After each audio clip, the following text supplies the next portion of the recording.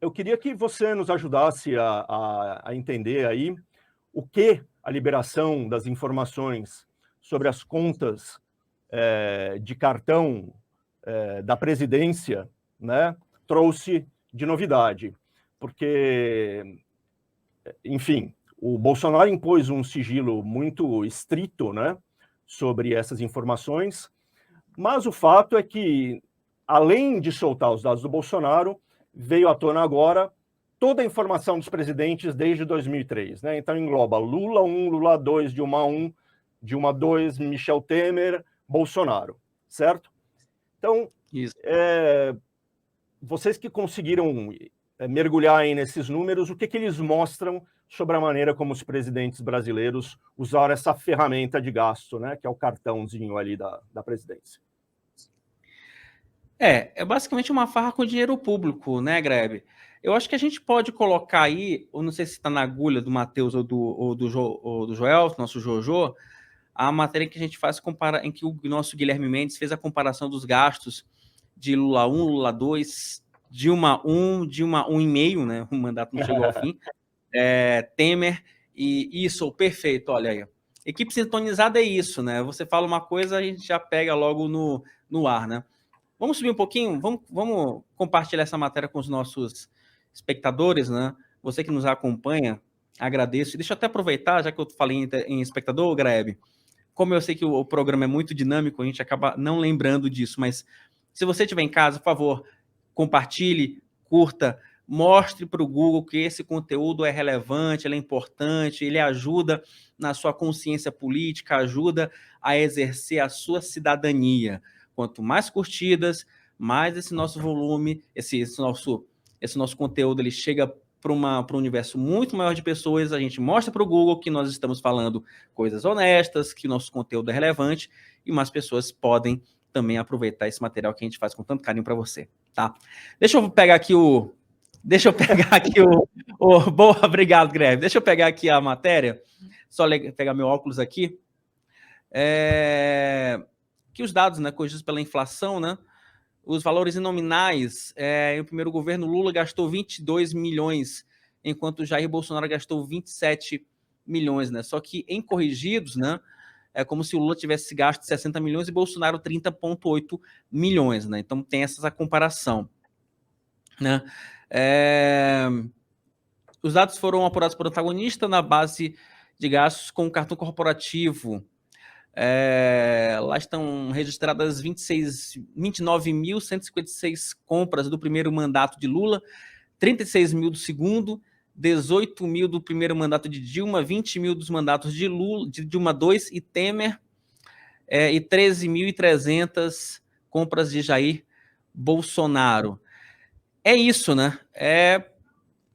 Sabe, o Grebe, esses dados no geral, e aí, durante todo o dia aqui no Antagonista, você pode, inclusive, dar uma lida em várias matérias que nós publicamos ao longo do dia, que teve restaurante em Boa Vista que recebeu 110 mil reais para compra de quentinhas, hotel de em 2020, o governo federal gastou o Bolsonaro gasta 109 mil em restaurante na periferia de Boa Vista. É tanto caso esdrúxulo, Grebe, que não tem, que fica até difícil de você conseguir pegar um outro caso e falar, sabe?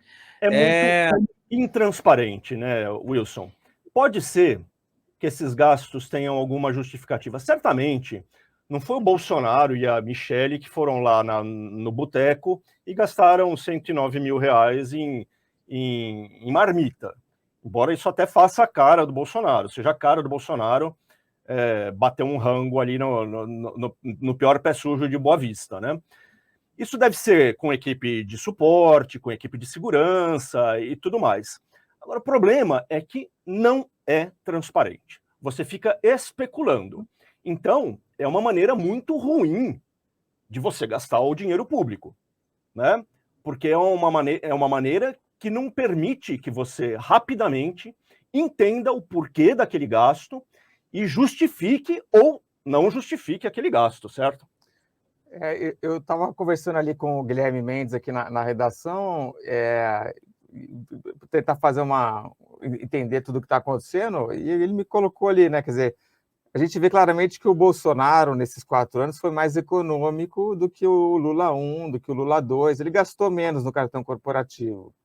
Mas tem alguns gastos que realmente é muito difícil explicar e abre essa possibilidade de desvios. Então, num dia, você gastar R$109 mil num restaurante de marmita é muito estranho. Tem uma peixaria que vendeu, acho que 5 toneladas de salmão, uma coisa assim, em 4 anos. Fala, poxa, por que o Bolsonaro ele tem onde comer, né? Ele tem restaurante, comprar salmão no cartão corporativo, então não faz sentido e a gente suspeita que tem coisa aí, né? Não é saudável a maneira como esse cartão é utilizado, de jeito nenhum. Né?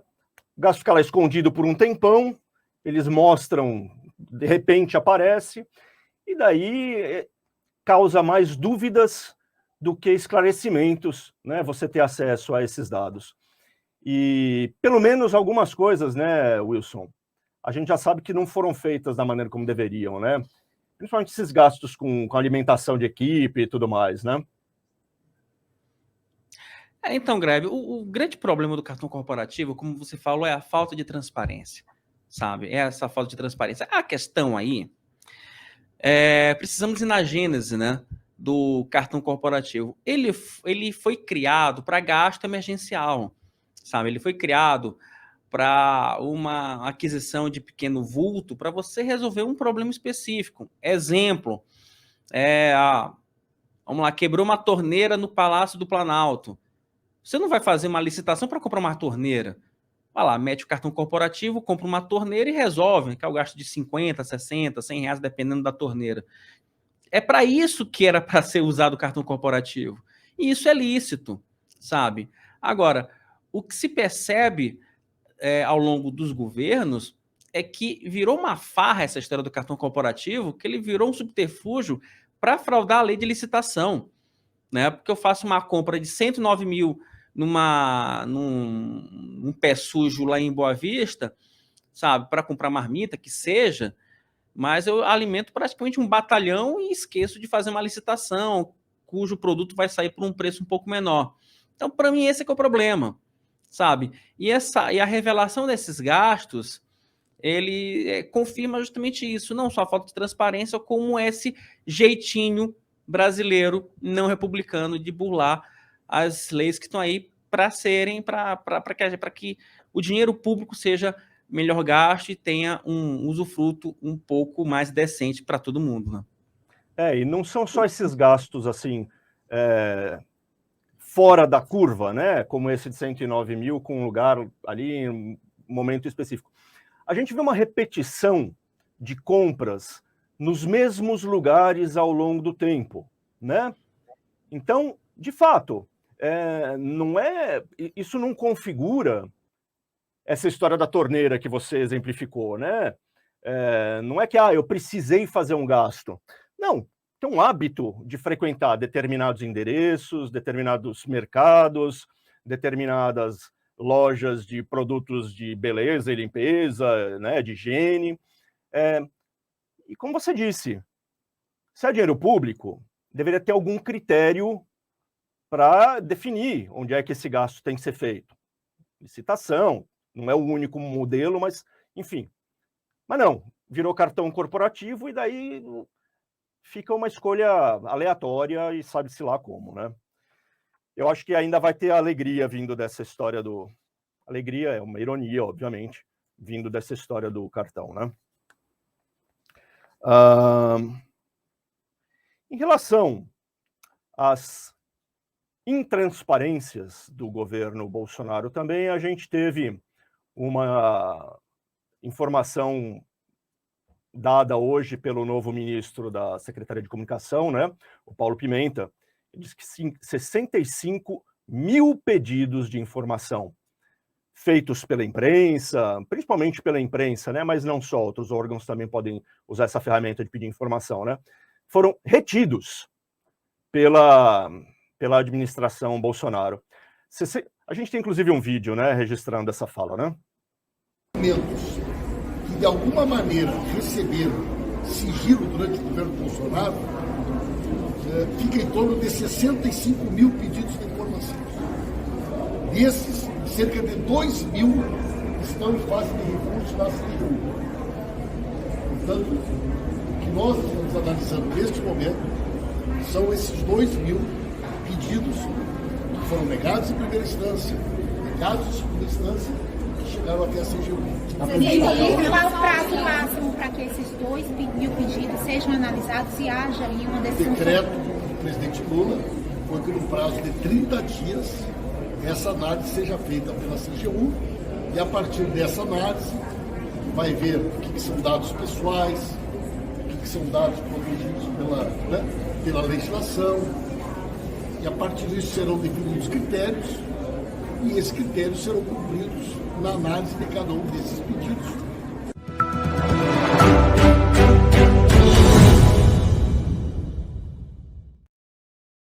Wilson, você que dá entrada a pelo menos metade desses pedidos de informação aí, me explica, o governo Bolsonaro de fato foi mais restritivo do que outros na liberação de dados oficiais ou não?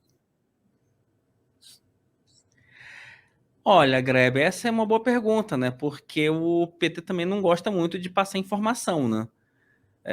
Durante a transição, nós pedimos muito para o governo Lula alguns detalhamentos dos relatórios dos grupos de trabalho e não teve nada de transparência, né? O governo Lula, ele vai ter que trabalhar muito, o Grebe.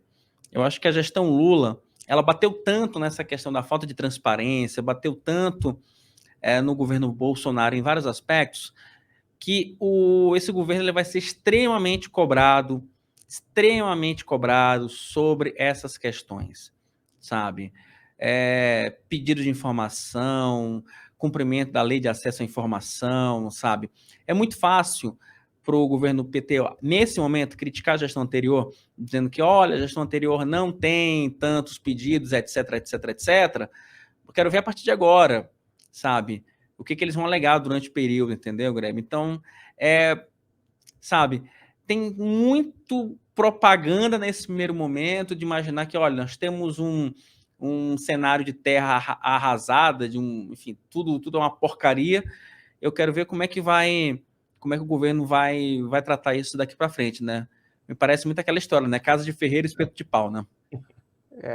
Eu lembro isso na época aí dos governos petistas, Dilma, tinha muita coisa que eles negavam informação dos empréstimos do BNDES, do Porto de Mariel em Cuba, e aí com muita batalha os jornalistas conseguiam abrir, né, processos, mas para conseguir abrir os dados do governo. Esses do Porto de Mariel acho que eram 25 anos de sigilo, né? Agora, a gente que é jornalista sabe, né? Você faz um pedido na Lei de Acesso à Informação, que é uma criação do governo petista, e eles dizem que não e trazem uma justificativa qualquer. Aí você tem um prazo que você pode pedir de novo, e aí eles podem renegar, e é sempre realmente uma disputa para conseguir informação. O PT está com essa postura aí de que absurdo isso, né? No começo do mandato. Vamos ver como é que vai ser esse mandato aí do PT, né? Eles estão querendo se posar de bonzinho, vamos ver. Eu acho até que a gente pode passar por uma outra história. Antes, máximas antagonistas. Eu acho que a gente devia fazer um livro sobre isso. Máximas antagonistas. Nenhum governo é transparente. Ponto. Né? Agora, olha só, a gente pode pegar o próprio Paulo Pimenta como exemplo de que na casa de ferreiro o espeto muitas vezes é de pau, como bem disse o Wilson, né? Paulo Pimenta chega à Secretaria de Comunicação com um discurso de transparência e de combate ferrenho às fake news. E daí vai um jornalista esperto lá e pergunta: ô Paulo Pimenta, mas e aquela fake news que você andou espalhando de que a facada no Bolsonaro, na verdade, é uma mentira, foi uma fakeada, não uma facada, né? E olha como ele se saiu. Ah, não, isso foi uma opinião pessoal, né? Então, tá aí. Esse é o Esse é o político responsável pela comunicação com os jornalistas, com a imprensa. Eu fui deputado, na disputa política, muitas vezes fiz manifestações que estão nos anais da Câmara, sobre a Lava Jato, sobre Bolsonaro. Nenhuma delas será caracterizada como fake news, mas sim uma opinião minha sobre o embate político que houve no país. Então, mais uma máxima antagonista, né? Sempre que um político diz que aquilo é só uma opinião pessoal, na verdade, ele está querendo desculpar uma fake news. Wilson. Wilson, no tema aí do Paulo Pimenta, eu recebi aqui uma curiosidade minha, tá? O Paulo Pimenta hoje fez um café da manhã com jornalistas e tem uma foto de todo mundo sorrindo aqui, tem umas 30 pessoas. Você estava lá, não? Então, o meu caro Duda, eu acho que é bom até você tocar nesse assunto, porque eu trago um bastidor pro nosso espectador. É engraçado que eu estou vendo aqui no chat, né? Precisamos falar sobre coisas, né? Fake news e tal. Vamos lá. É a diferença entre opinião e fake news, né? Fato. O Wilson está falando com vocês agora, passando notícias, fazendo os comentários. Opinião. Já vi gente aqui no chat dizendo, o Wilson é chato. Outros falaram, o Wilson é um cara legal. Essa é a diferença. Essa é a diferença, sabe? E é da democracia, por exemplo, você achar o Wilson chato ou você achar o Wilson legal, entendeu? Mas essas duas visões diferentes não anulam o fato de que, nesse momento, o Wilson está passando informações para vocês. E falando em informação, hoje me pareceu muito essa conversa de comadre no café da manhã do presidente Lula com os jornalistas, porque, coincidentemente, e aí eu estou falando de fatos, alguns veículos que incomodam um pouco ou incomodaram o PT durante muito tempo não foram convidados, como este site que vos fala, a revista Veja. Teve alguns veículos aí que eram considerados de oposição que não foram convidados, então isso mostra um pouquinho essa postura. O PT fala que não, vamos ter outros momentos, vamos conversar com todo mundo, ok, eu acho lícito, mas no primeiro momento de você puxar ali num mix só dos veículos mais alinhados, mais próximos, eu acho que ficou um pouco feio. E ainda falando e essa história, e antes que alguém fale aqui no chat, não, olha, isso é choro de perdedor, porque não foi, né? Aquele choro clássico da pessoa que não foi para a festa. Outros colegas, não foram a gente, mas já teve colega que apresentou uma representação no Sindicato dos Jornalistas por conta dessa segregação petista logo no primeiro café com o presidente Lula. Pois é, né? É que faltou cadeira, Wilson. Quebraram muitas cadeiras no Palácio lá nesse fim de semana. Foi por isso.